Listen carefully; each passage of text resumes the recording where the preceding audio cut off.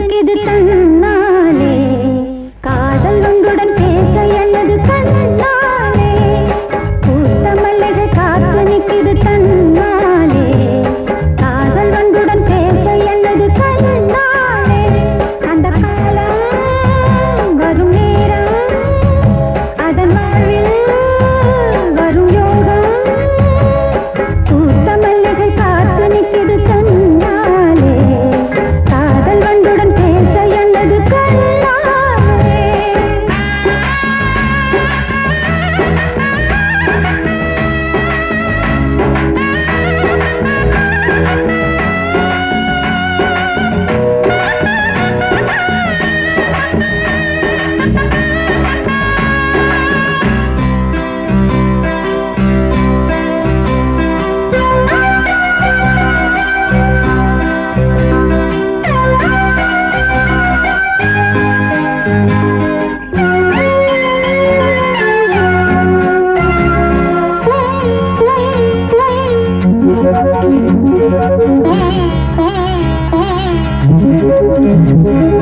ராகம் தனை தேடும் புதுவீணையே நீட்டும் விரல் தீண்டும் உனை நாளையே ராகம் தனை தேடும் புதுவீணையே நீட்டும் விரல் தீண்டும் உனை நாளையே சந்தோஷம் கொண்டாடும்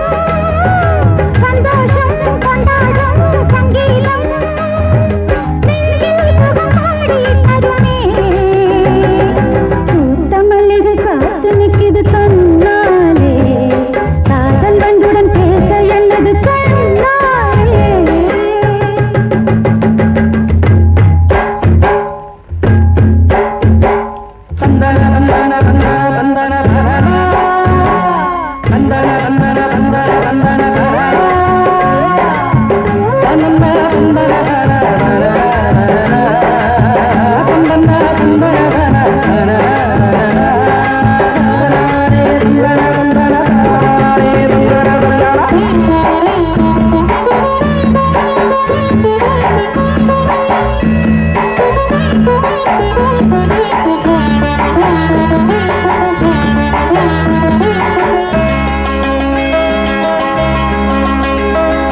கங்கை வரும் என்றே கடல் தேடுதே சென்றல் தொடும் என்றே கொடியாடுதே கங்கை வரும் என்றே கடல் தேடுதே சென்றல் தொடும் என்றே கொடியாடுதே பூங்காற்றம்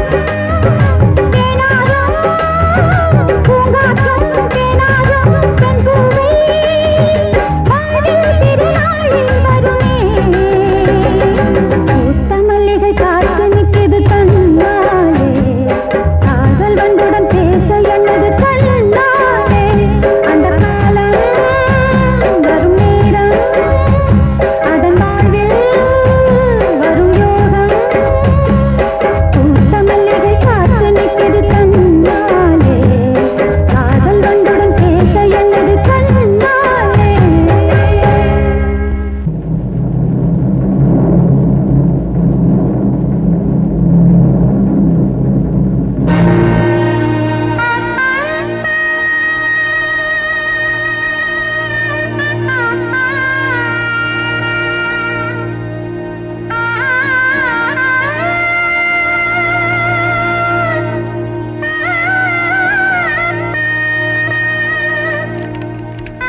என் மரணத்திற்கு யாரும் காரணமில்லை.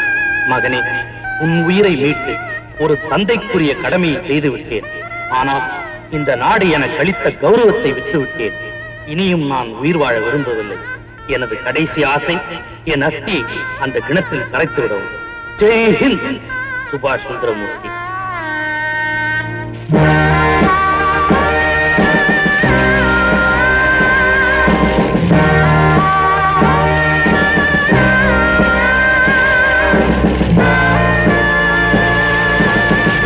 ரோஷக்காரன்னா அப்படி இருக்கணும்.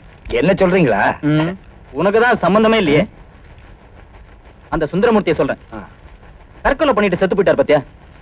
அப்படிப்பட்ட தங்கமான தகப்பனுக்கு ஒரு தருதலை பைய பிறந்திருக்கான். கரெக்டா சொன்னீங்க. அவங்க அப்பா உயிரோடு இருக்கும்போது அந்த பைய என்னென்ன அநியாயம் பண்ணா, எவ்வளவு அக்கிரமம் பண்ணா, என் பையனையே கொன்னுட்டானே. எப்படியோ சட்டத்துல இருந்து தப்பிச்சிட்டான். நான் மாத்திரம் ஜட்ஜா இருந்திருந்தேன், அவனுக்கு தூக்குதான். கொலகார பையன். ஏங்க, நீங்க ஜட்ஜா வந்துதான் அவனை தண்டிக்கணுமா? நீங்க தான் மிலிட்டரியில இருந்து வந்தவராச்சே, துப்பாக்கி வச்சிருப்பீங்களே, எடுத்து சுட வேண்டியதுதானே? மிலிட்டரிக்காரனுங்க சாதாரண விஷயத்துக்கு எல்லாம் துப்பாக்கி எடுத்து சுட மாட்டாங்க. ஐயோ, சரி சரி, நீங்க துப்பாக்கிய தூக்காட்டி பரவாயில்ல, அவங்க அஸ்தியை கரைக்கிறதுக்கு கிணத்தடிக்க போவாங்க. பாலு பாத்துக்குவார்.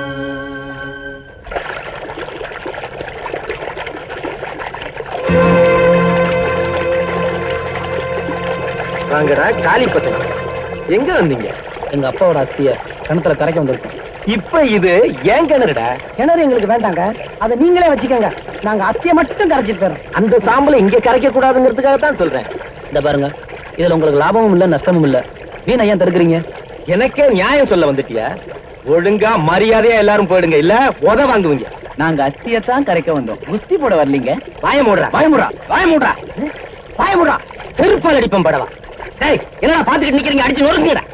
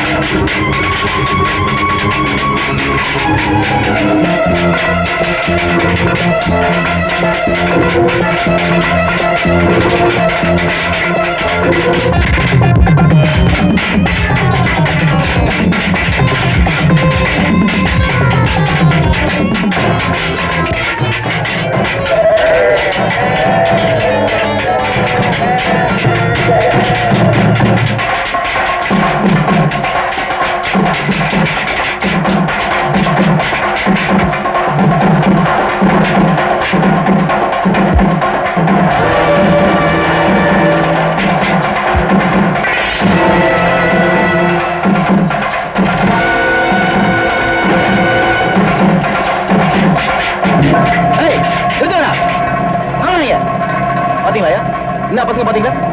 வாங்க. டேய், என்னடா இங்க தகராறு பண்ணிட்டு?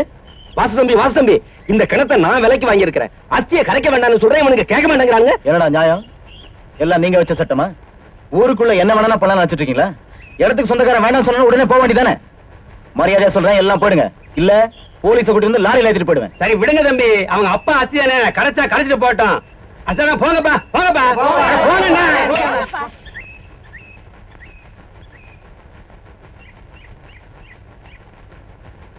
பாலு, முதல் தடவை போன போதை விட்டுருவோம். நம்ம ஊர் ஜனங்களும் அவங்க பக்கம் சாதகமா பேசுறாங்க. அடுத்த தடவை மாட்டுட்டோம், பிச்சிடுறேன். இல்ல நீ வாங்க.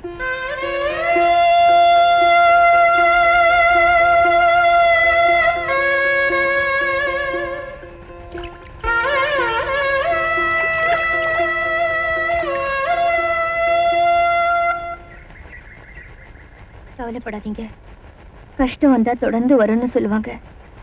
அது உங்க வாழ்க்கையில அப்படியே நடக்குது. என்னாலேயே அந்த துக்கத்தை தாங்கிக்க முடியலையே. உங்களால எப்படி முடியும்?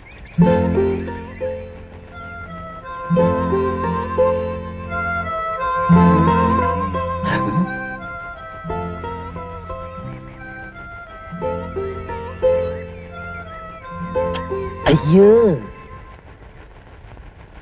மொத்தம் நெத்தி வரைக்கும் போயிருச்சா? அடுத்தது உதடுதான், இடையில இருக்கிறது மூக்கு. அதையும் வெட்டிடுறேன்டா. ஒரு கொலைக்கார பாவகிட்ட பழக்கம் வச்சிருக்க. இன்னும் நிறுத்துங்க. பொம்பளை புள்ளைய போய் இப்படி கை நீட்டி அடிக்கிறீங்களே. மூடி வாய. உன்னை உதைக்கணும் நீ முதல்ல. இதுக்கெல்லாம் காரணம் நீதான். ஒரு பொண்ணு வளர்க்கிற லட்சணமா அது. உன் கூட பிறந்த தங்கச்சியா இருந்தா இப்படி கோயில் மாடு மாதிரி ஊரை சுத்த விட்டுருப்பியா? சொல்லி பெருசா பேச வந்துட்டா. ஆம்பளை இல்லாத விடுங்கிறத நிரூபிச்சிட்டீங்களே. வர்றீங்களா? இப்படியா கைய வாங்க சொல்றேன். தம்பி, மல்லாந்து படுத்துக்கிட்டு காரி துப்புனா எச்சி நம்ம மேலதான் விடும். இந்த பிரச்சனை இத்தோட விட்டுருங்க. விட்டுட்டு இந்த அசிங்கத்தை நீ பார்த்த மாதிரி ஊர் ஜனங்க எல்லாம் பார்க்கணுமா? நீ பெரிய மனுஷனாயா? என்ன யோசனை சொல்ற? ஆவுன்னா துப்பாக்கி குண்டு மாதிரி வெடிக்கிறீங்களே. கொஞ்சம் காதை கொடுங்க. காதும் காதும் வச்சது மாதிரி ஒரு நல்ல மாப்பிள்ளையா பார்த்து உங்க தங்கச்சி அவனுக்கு கட்டி கொடுத்து ஊரை விட்டு விரட்டிருங்க. ராமு, சீதா உன்னை நினைச்சு ஊசி மேல தவம் பண்ணிக்கிட்டு இருக்கா. நீ அவளை நினைச்சு நெருப்பு மேல நின்னுட்டு இருக்க. நீங்க 2 பேரும் சேர்ந்து வாழணுங்கிறதா என் ஆசை. ஆனா உங்க காதல் விஷயம் எங்க வீட்டுக்காரர் தெரிஞ்சிருச்சு. அதனால பெரிய பூகம்பமே உருவாயிடுச்சு. அதை தடுத்து நிறுத்துறது ரொம்ப கஷ்டம். எனக்கு தெரிஞ்ச ஒரு யோசனை சொல்றேன். நீங்க 2 பேரும் இந்த ஊர்ல வாழ முடியலனாலும் வெளியூர்ல போய் வாழலாம் இல்லையா? அப்படின்னா எங்களை ஓடி போய் சொல்றீங்களா? சொல்லுங்க. அது மட்டும் முடியாது. தயவு செஞ்சு என்ன மன்னிச்சிருங்க. ஊரை விட்டு ஓடி போனவங்கிற பழி உங்க 2 பேர் மேல வந்துரும்னு பயப்படுறீங்களா? நான் என்ன பத்தி கவலைப்படல. இவ்வளவு பிரச்சனைக்கு பிறகு என் மேல அசைக்க முடியாத நம்பிக்கையும் ஆசையும் வச்சிருக்கிற என் சீதாவுக்கு அப்படி ஒரு கெட்ட பேரை வாங்கி கொடுக்க நான் விரும்பல. அப்படின்னா நீங்க 2 பேரும் சேர்ந்து வாழ்றதுக்கு ஒரே ஒரு வழிதான் இருக்கு. என்ன வழி? நான் தான் கொலைகாரிங்கிற உண்மைய என் புருஷன் கிட்ட சொல்லிடுறேன்.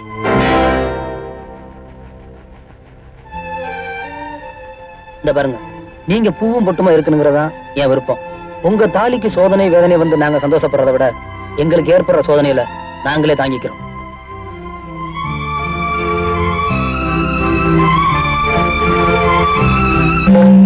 தம்பி, பொண்ணை கூப்பிடுங்க.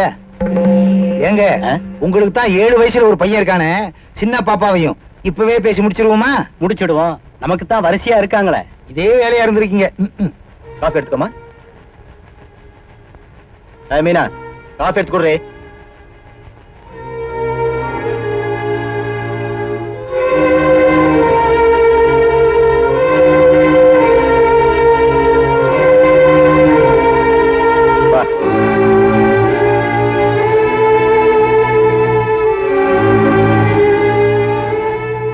எல்லாருக்கும் காஃபி கொடுமா.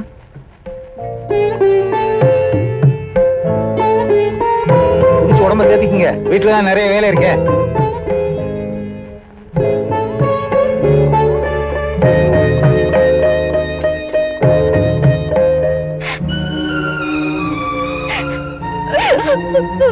தம்பி, இந்த பாருங்க, எனக்கு சகுனத்து மேல அபார நம்பிக்கைங்க. நேரமும் நல்லா இருக்குது, சகுனமும் நல்லா இருக்குது. மத்த விஷயங்களை பேசி முடிச்சிடுவோம்.